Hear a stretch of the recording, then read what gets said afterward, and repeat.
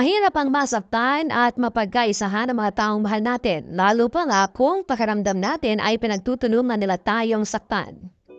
Mahirap kasi magtiwala sa panahon ngayon. Minsan nakala natin na tapat na sila sa mga sinasabi nila, yun pala ay kasinungalingan na lamang ang lahat.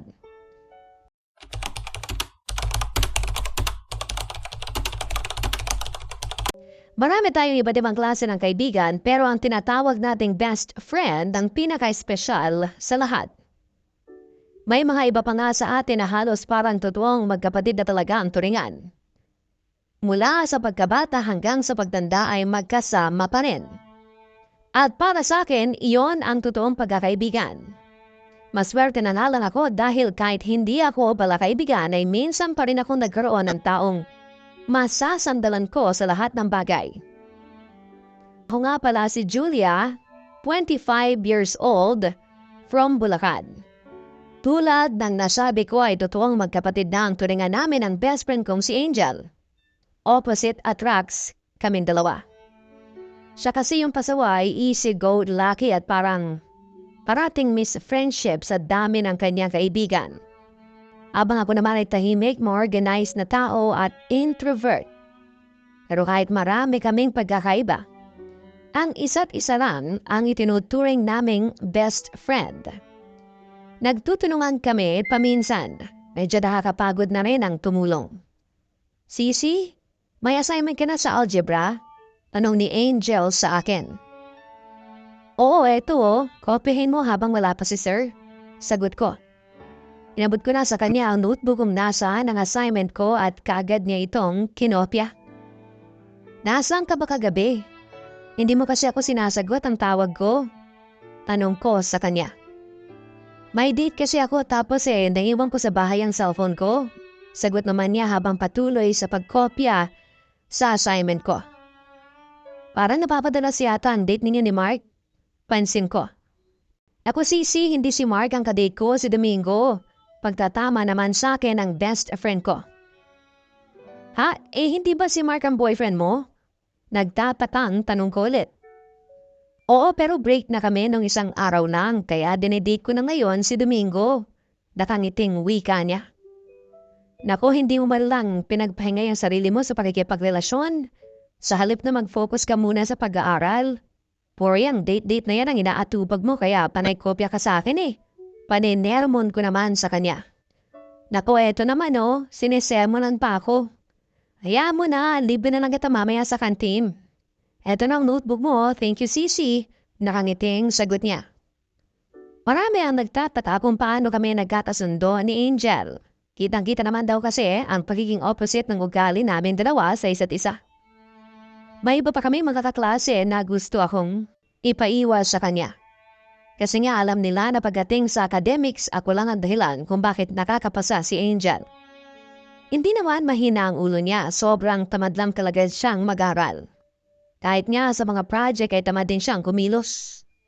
May isang beses noon na tinanong ako ng high school teacher namin kung pinapakopya ko raw ba si Angel. Itinanggi ko yun kahit kabang-kaba talaga ako dahil nagsisinungaling ako noon. Hindi naman na pinilit ng teacher na mapaamin ako, pero pinayuhan niya ako na matuto raw sana kung tulungan ang kaibigan ko na makapasa sa mga subject namin sa tamang pamamaraan. Sinubukan ko rin naman tulungan si Angel pagdating sa pag-aaral niya pero wala rin talaga. Sa halip na puntahan niya ako para sabay kaming mag-review, palagi niyang inuuna ang makipag-date sa mga nagiging boyfriend niya. Mabuti na lang talaga at magkaiba kami ng kurso na kinuha noong college. Dahil kahit papaano ay napalayo na ako sa kanya. Kaya lang pagdating sa mga research paper ay palagi pa rin siyang nakaasa sa akin. Dapat na pong hindi siya tulungan dahil naaawa ko sa kanya pero dahil nga magkaiba na kami ng kurso sa college, nauna akong makagraduate sa kanya ng isang semester. Nang magkaroon ako ng trabaho at mapalayo kay Angel ay naging tahimik ang buhay ko. Ganun palang pakaramdam na walang namumulit at nangihingi ng tulong sa'yo. Sanay na sanay kasi talaga akong palagi na labang kasama si Angel. Kaya naman na-enjoy ko ang buhay ko na mag-isa sa Maynila. Nangupahan lamang din ako noon sa isang apartment na malapit sa pinagtatrabahuhan ko. Sa kabila ng pagiging tahimik ng buhay ko ay nakilala ko naman si Carl.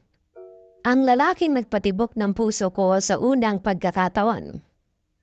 Alam mo, matagal na talaga ako naku-curious dyan sa best friend mo.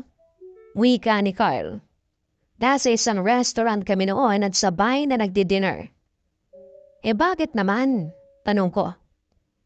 Wala naman.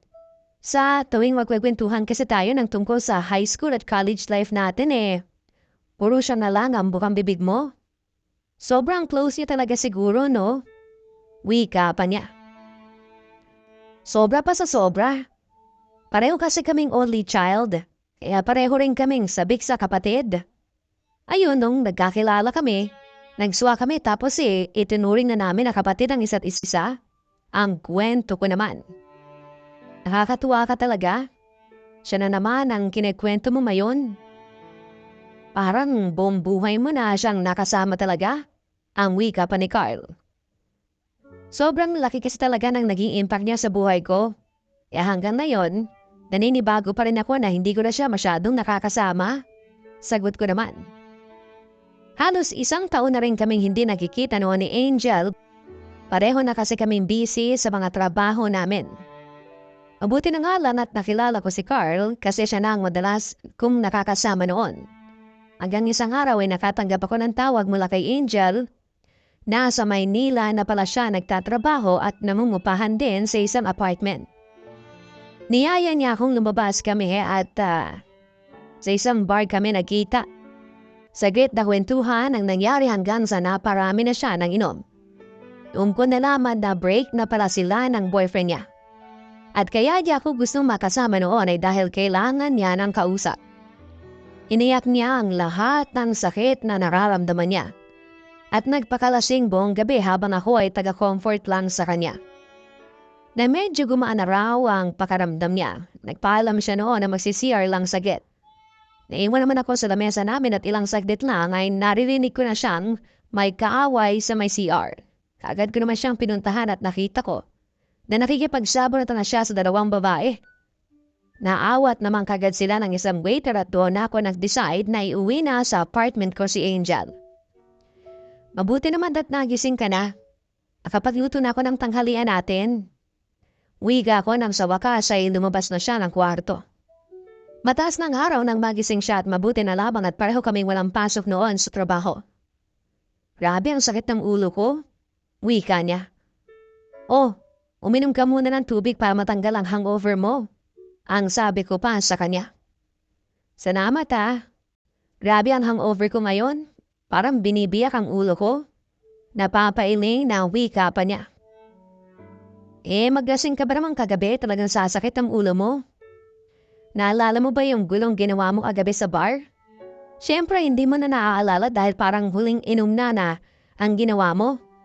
Grabe hanggang ngayon hindi ka pa rin nagbabago. Napapailing na sabi ko sa kanya.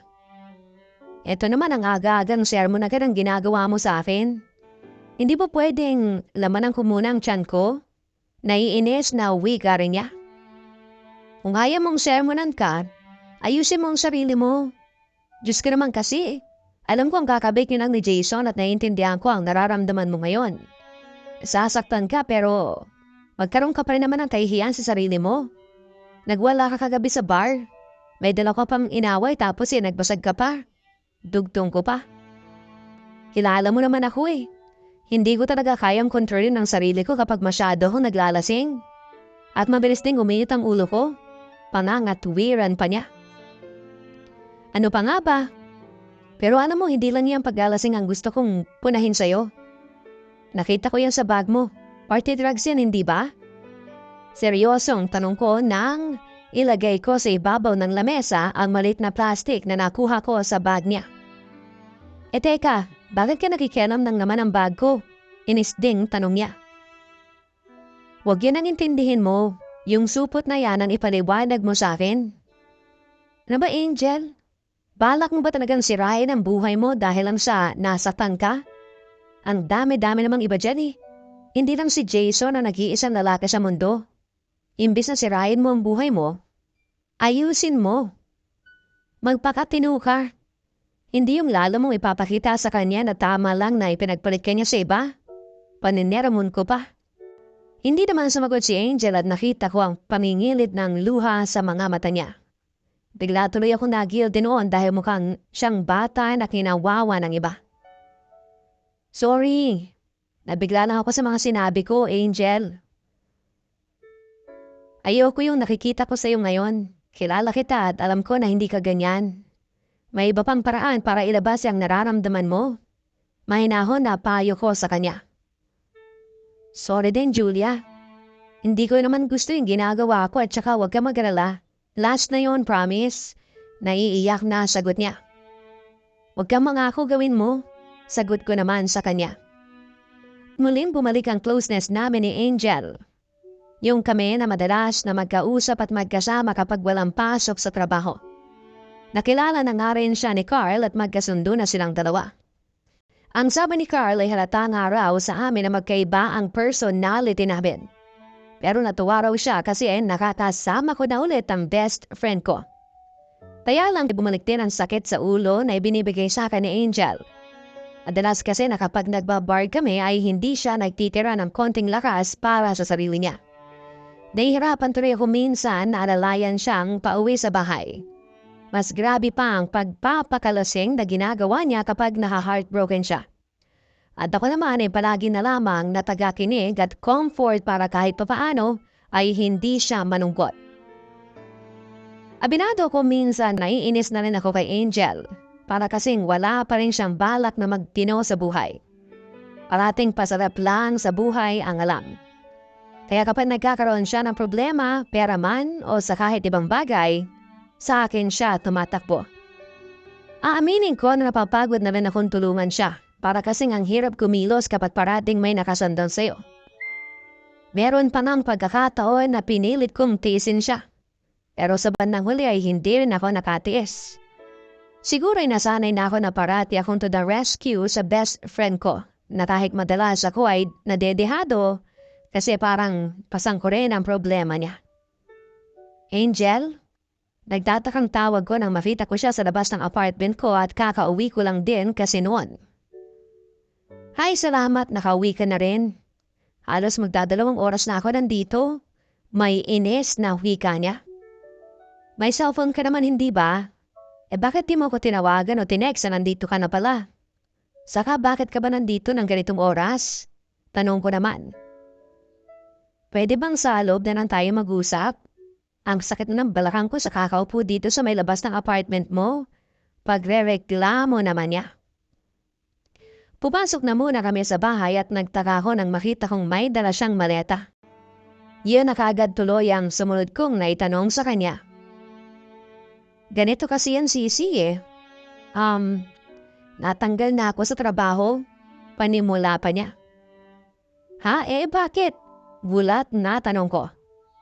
Ano kasi sunod-sunod na raw kasi yung pag-absent ko tapos poor performance pa. Tapos ayun, wala na akong trabaho. Pagpapatuloy niya. Bakit parang hindi ka man lang nag-aalala na wala ka ng trabaho? Medyo inis na tanong ko. Wala naman siyang ibang pupuntahan sa Maynila alam ko na kailangan niya ng trabaho talaga. Ano naman kasi ang gagawin ko kung talagang kinanggal nga nila ako? Alam mo namang magreklamo ako na magreklamo dito. Wala rin naman akong magagawa Saka sisi. Tutulungan mo naman ako hindi ba? Wala naman kasi akong iba mapupuntahan sa Maynila. Hindi na ako pwede magtagal pa dun sa inuupahan ko kasi hindi nakakayanin ang pera ko. Kaya pwede bang dito na muna ako sa'yo? Pakiusap pa ni Angel. Yan na nga bang sinasabi ko. Hindi ka kasi marunong mag-ipon. Kung gumastos ka, parang ang yaman-yaman mo. Kapag wala ka ng pera, lalapit ka sa akin, magpapaawa. Buti sana kung nababayaran mo kagad ang mga utang mo sa akin At kung buti lang sana kung hindi ka magiging pabigat dito sa bahay. Panenermon ko pa sa kanya. Ibig mong sabihin nagiging pabigat na ako sa'yo? Ayaw mo na ba akong tulungan bilang best friend mo? Palungkot na tanong niya. Angel, gusto kitang tulungan. Pero tulungan mo rin naman ang sarili mo. Hindi yung parati ka na lang nagpapabitbit at sumasandal sa akin. Nakakapagod na kaya? Hindi mo man lang magawang magpakatino? Kasi alam mo may sasalo sa'yo, may tutulong sa'yo.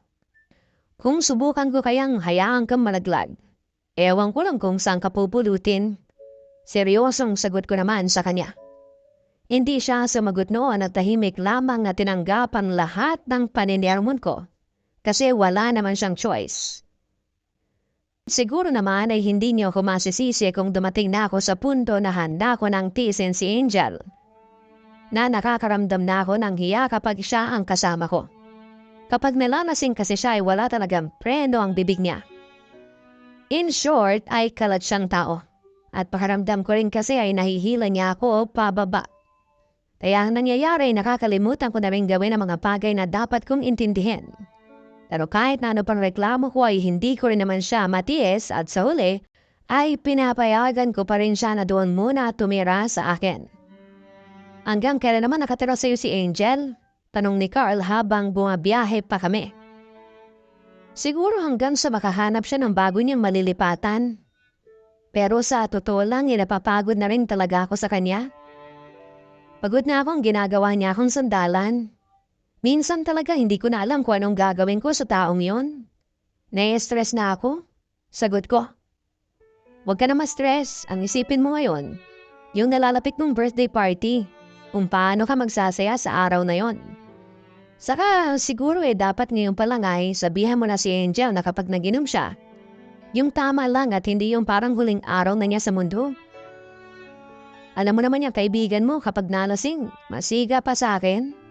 Natatawang wika ni Carl.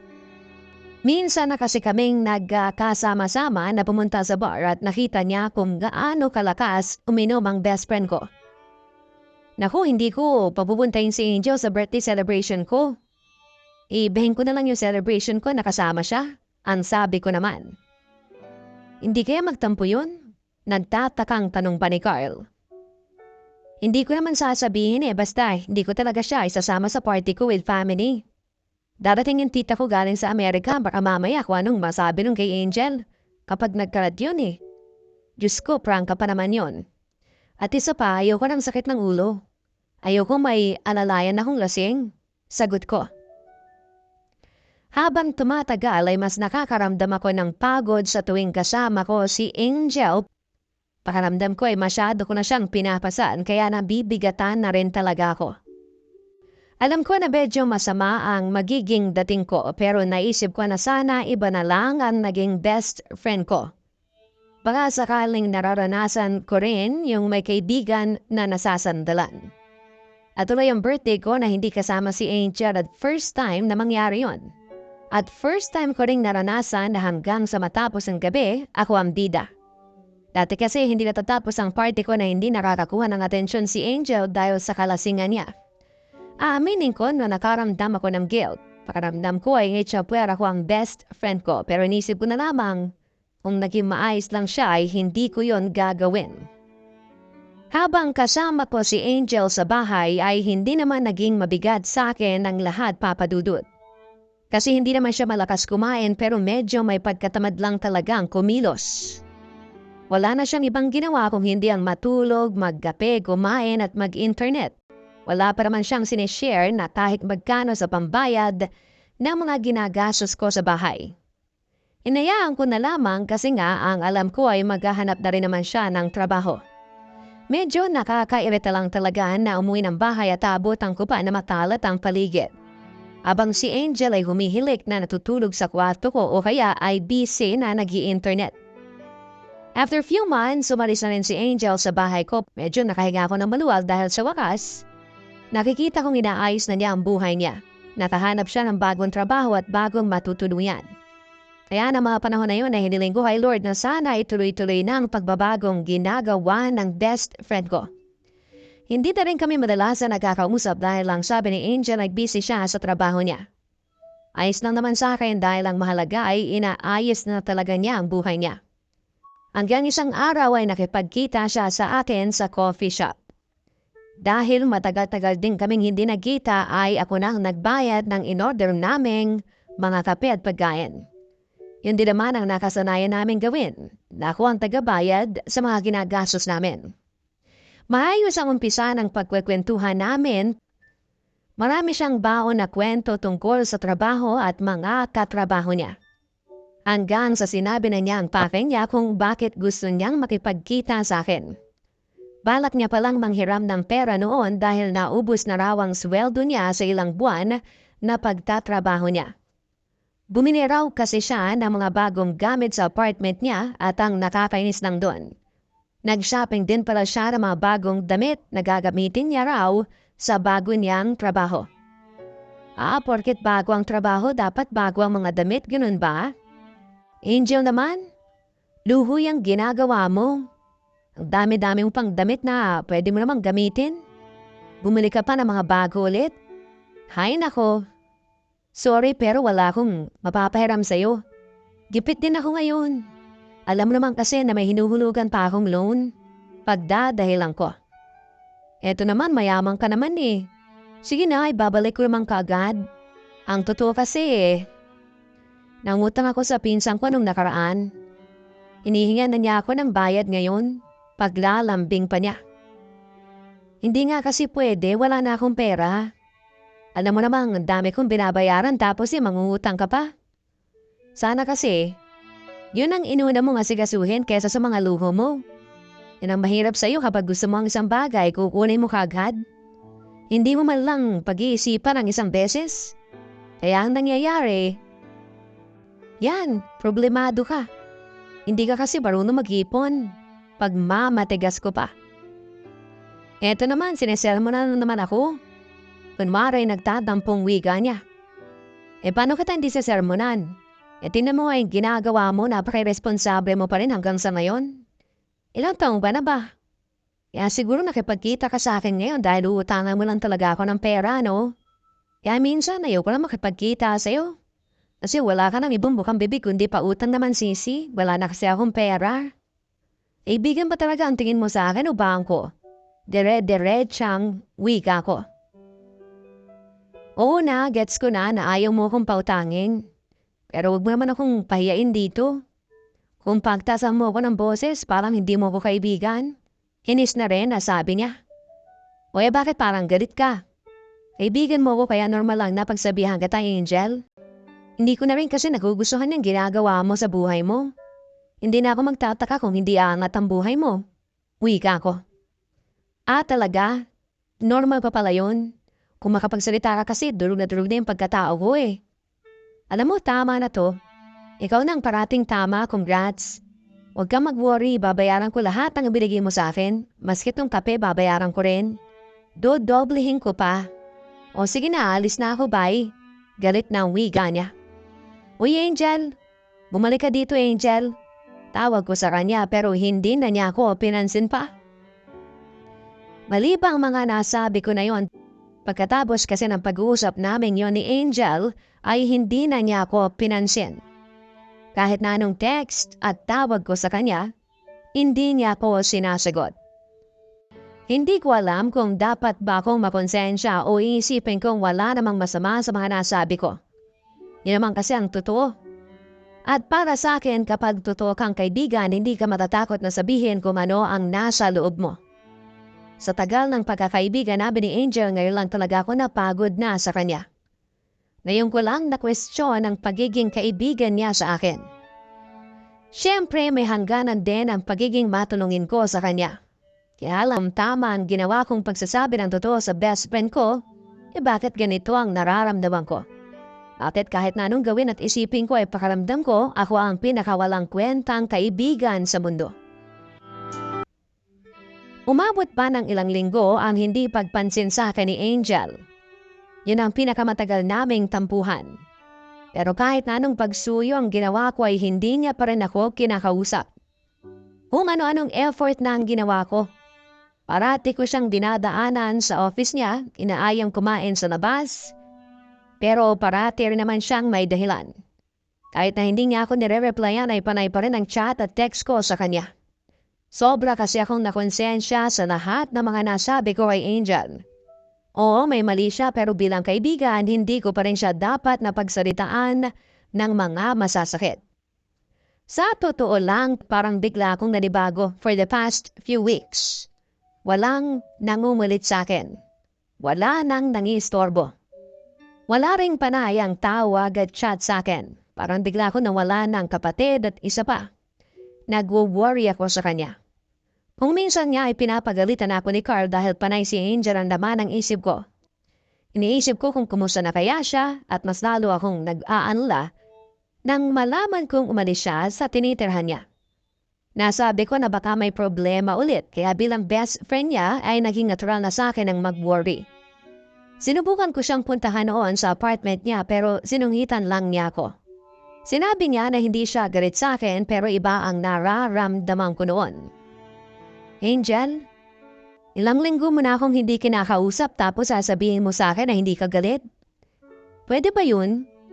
Ano ba kasing problema? Hindi ako sanay na ganito tayo. May nagawa ba akong mali? May nasabi ba ako? O baka dahil sa hindi kita pinahiram ng pera? Ano, sabihin mo na sa akin at ihingi ako sa'yo ng sorry.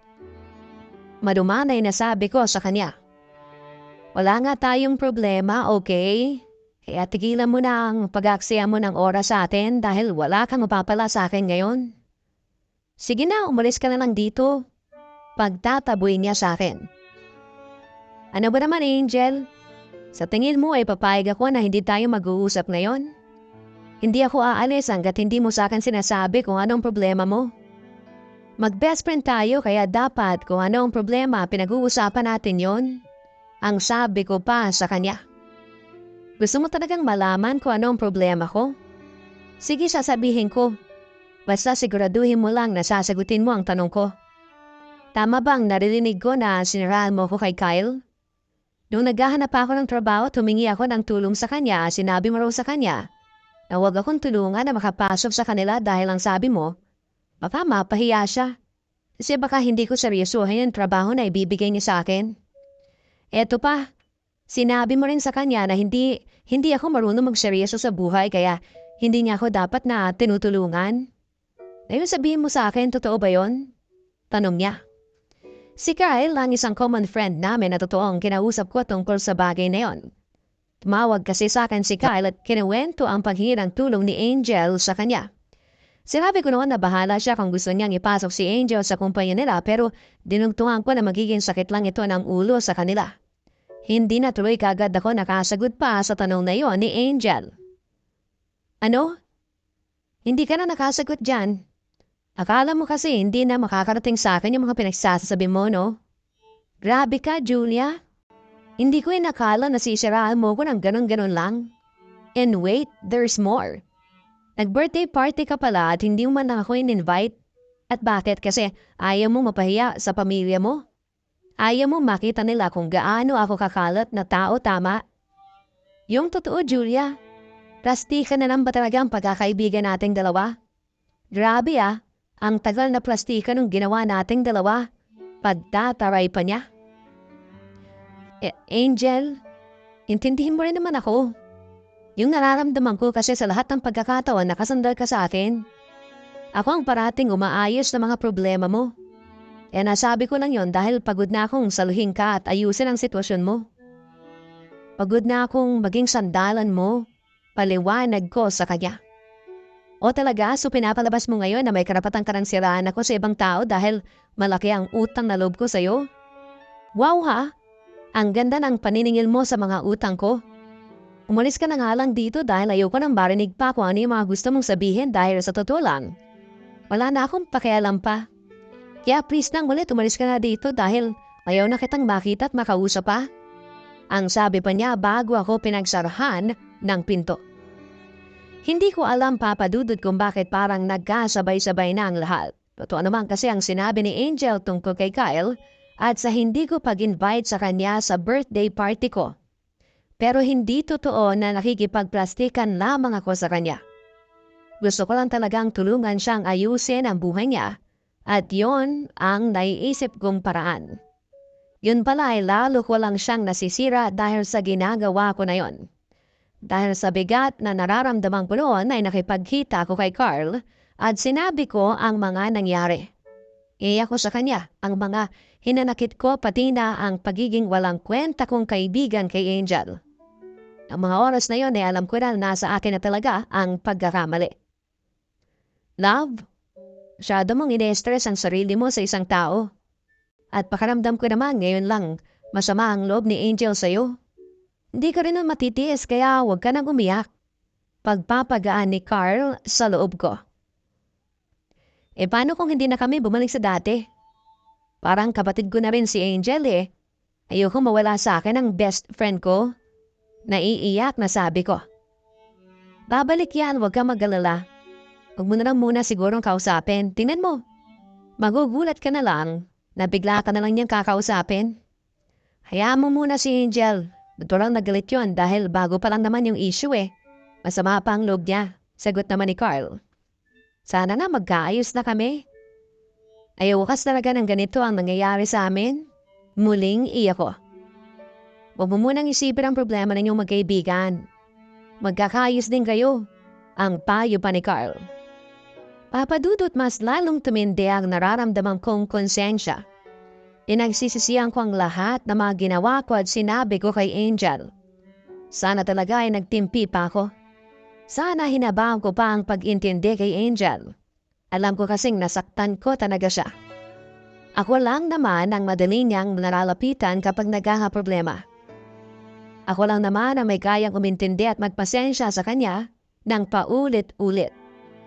Dahil sa tampuhan namin ni Angel ay nakaramdam ako ng takot na baka hindi na kami magkaayos. O magkakaayos man kami pero nagkaroon na ng lamat ang pagkakaibigan namin. At yon ang ayaw kong mangyari. Ayoko mawala ng kapatid Papa Dudut. Parte na ng buhay ko si Angel kaya kahit mahirap ay ginawan ko ng paraan para magkaayos kami. Pero mas lalo kong na-realize na kailangan ko si Angel sa buhay ko nang may dumating na problema sa akin. Isang bagay na alam kong sa kanya ko lamang masasabi ng maluwag sa puso ko. Isang buwan akong delayed sa menstruation ko at hindi ko yon pinansin noong una. Pero na hindi pa rin ako magkaroon sa second month, ay doon ako sumubok na mag-pregnancy test. At nalaman ko na buntis nga ako kay Carl. Sobrang gulo ng isipan ko noon dahil bago ko malaman na buntis ako ay ilang linggo nang napapansin ang panlalamig sa akin ni Carl.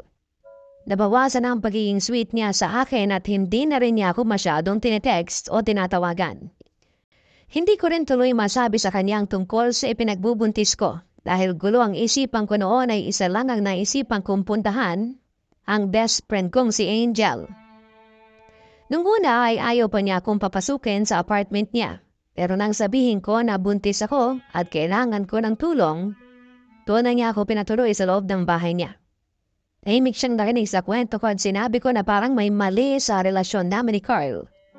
Pero natatakot ako na makumpirma na tama ang hinala ko. At dahil alam ko na close na rin sina Angel at Carl, humingi na ako ng tulong sa kanya para makontak si Carl.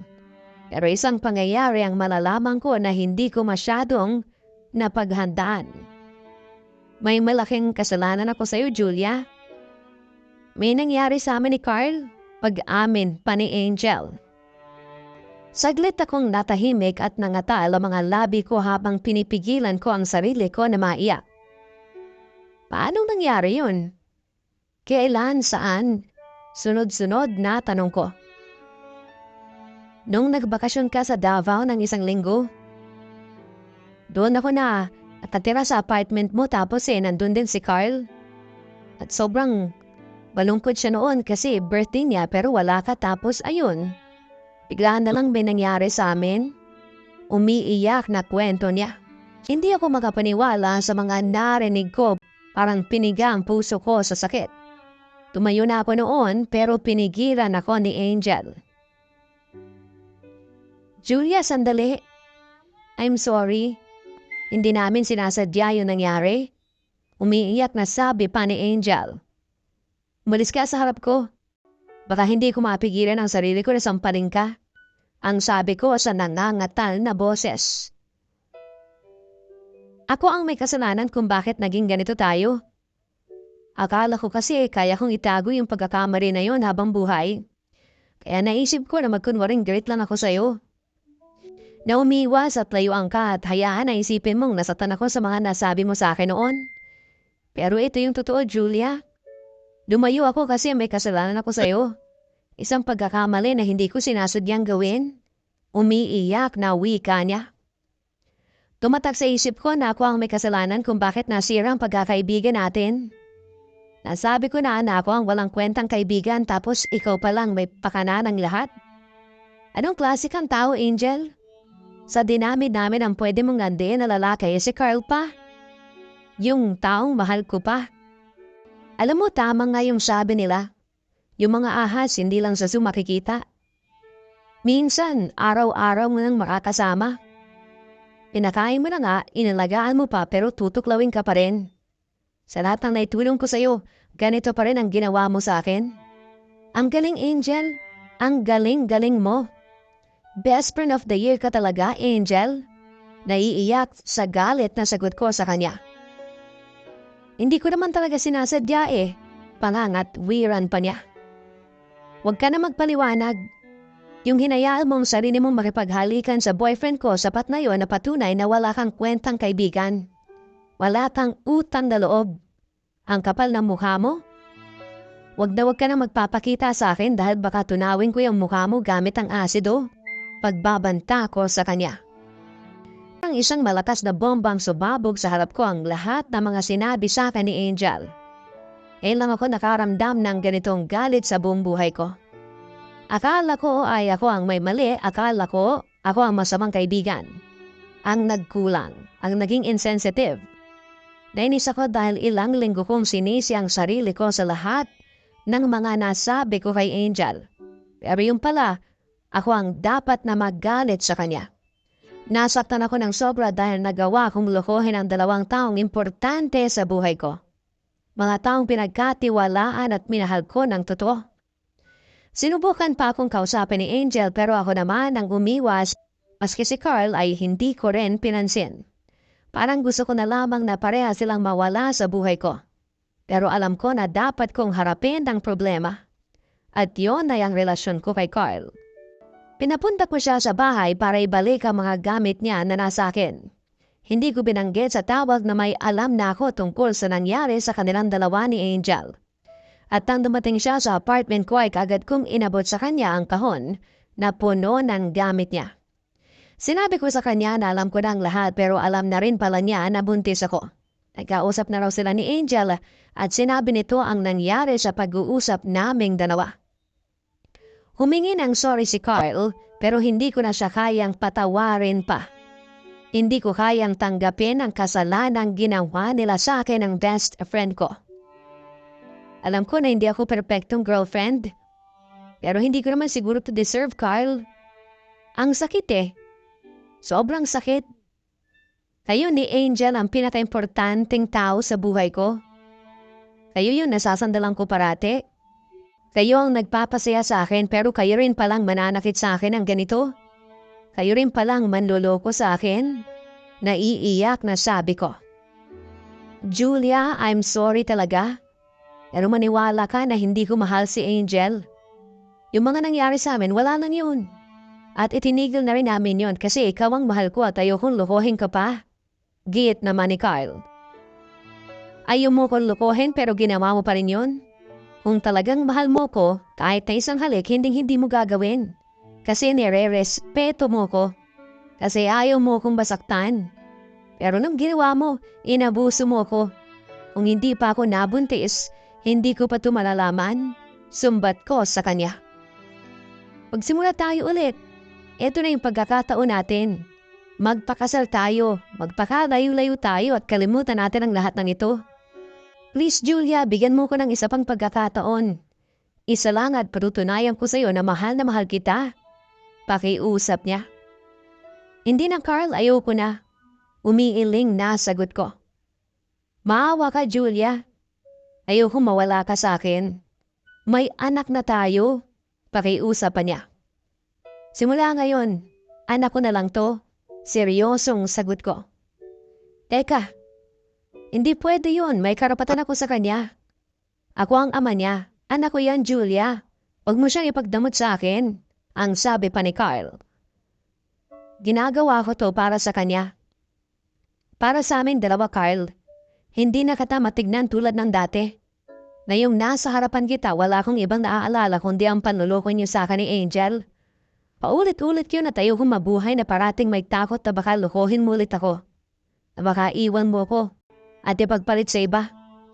May anak na ako ngayon at para maalagaan ko siya ng mabuti, dapat alam ko rin kung paano ko mamahalin at aalagaan ang sarili ko. Ngayon ko na yung sisimulan at ayoko na, Carl. Tinatapos ko ng lahat sa atin. Sagot ko sa kanya. Ayoko maging tanga sa buong buhay ko. Oo, pwede ko pa silang bigyan ng second chance pero ayoko. Dahil sa paningin ko ay parehas nilang hindi deserve ang pagkakataon na pwede kong ibigay. Pinili kong pakawalan ang sarili ko kina Angel at Carl para sa anak ko. Alam ko magiging mahirap ang lahat pero kakayanin ko para sa kanya. Nawala man ang dalawang taong minsang naging parte ng buhay ko ay nagkaroon naman ako ng anak. Ni hindi ko na sila sinubukan na makausap o makita man lang. I am moving on with my life at wala akong balak na bumalik sa nakaraan. Natutunan ko kasi na hindi lahat ng tao mamahalin at pagkakatiwalaan mo ay habang buhay mong makakasama. Na deserve na maging parte ng buhay mo. Dito ko na po tatapusin ang sulat kong ito at maraming salamat sa pagpili at pagbibigay ng oras na basahin ang kwento ko. Yours truly, Julia. Maraming salamat, Julia, sa pagsulat mo that hindi talaga biro ang nangyari sa inyo ng best friend at ex-boyfriend mo. Pero umaasa ako na hindi man kayo magkabalikan ni Carl.